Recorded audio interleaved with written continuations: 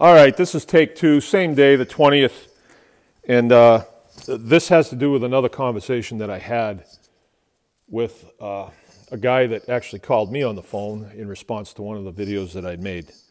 And his name is Paul Terros, and he's out of Lansing, and he runs a talk show down there. And I'd never heard of it, and he just messaged me, and I got back with him, low battery. And I said, sure, I'll go on your radio show. And one of the things he said to me in the course of our conversation was, boy, you sure are brave for going up against these guys.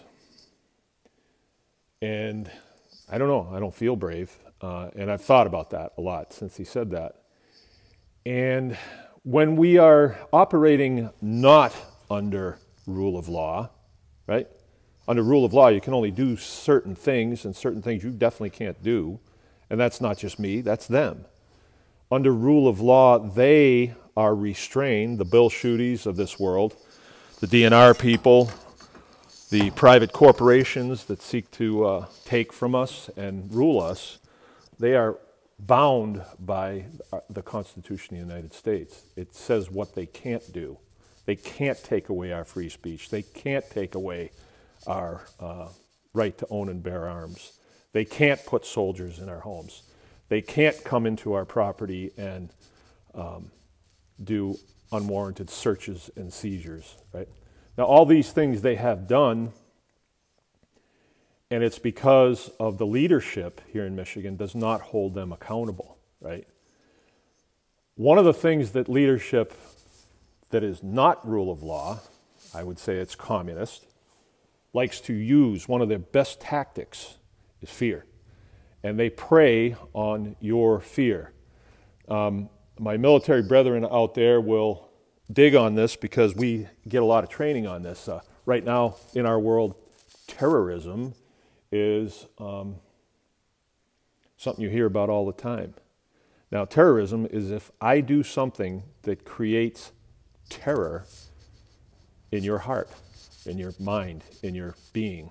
And it prevents you from doing something or not doing something because you are afraid. So if I start blowing up buses in Tel Aviv, you're not going to travel on buses. You're going to be afraid to travel on buses. But what we have to do as citizens and as, I don't know, the new America, is we have to look at this terror that these agencies cause in our lives, and we have to face it. And we have to face it with confidence that we are a representative republic and we are governed by a constitution. The Constitution is the supreme law of the land. Now, it may require push come to shove, but eventually that's where it's going to wind up. Now, I'm not saying that somebody's not going to pull some terrorist activity that's not going to hurt people. Our Attorney General, by being derelict in his duty to protect and defend my constitutional rights, allowed a lot of damage to happen in my household and to my farm, my business. Put a lot of lines on my face too. But I learned a lot too. And he has stated since then that, well, he's going to go a different direction, right? But I would have to call him out on that. I'd say, you're a friggin' liar, buddy. If you're going to go a different direction and then all of a sudden be a constitutionalist or respect rule of law, wouldn't you make amends for the damages that you have done? Wouldn't you do that? And then I would, instead of throwing stones at you and telling you what a dirty dog you are, and I will do this continually, even if you get elected, I will still go after you because I am not afraid. I will not allow myself to fall into fear of the Attorney General's office or the governor's office. I will not. And what they have to realize too, what people need to realize is the way this really works. You might think that the Attorney General can get on the phone, make a phone call, have me picked up by the state police. You know what? The state police identify more with me. Their people come out of homes like mine. Not like yours, dude. Not like yours. I mean, we know what it's like to pay an electric bill. We know what it's like to make insurance payments, car payments, stuff like that. You don't know. You have no idea because you didn't come out of that same sort of household, if you know what I mean. and I think most people understand, who has ascended to this, what now appears to be a ruling class. The only reason they can do that is because we are not under rule of law.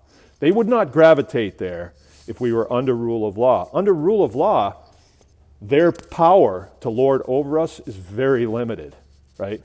So that is the key. That is the key to getting back to a place where our wealth is not plundered from us, and so on and so on. Everybody knows because we're living through it. We know what they're doing to us. We just don't know quite how to fix it, because they're the type of people that gravitate here. They're smart, but like I make fun of the Attorney General. I call him no skill Bill. Usually they don't know how to do a damn thing, just how to, get things from people without doing anything for it. That's the class of people that rises to this occasion.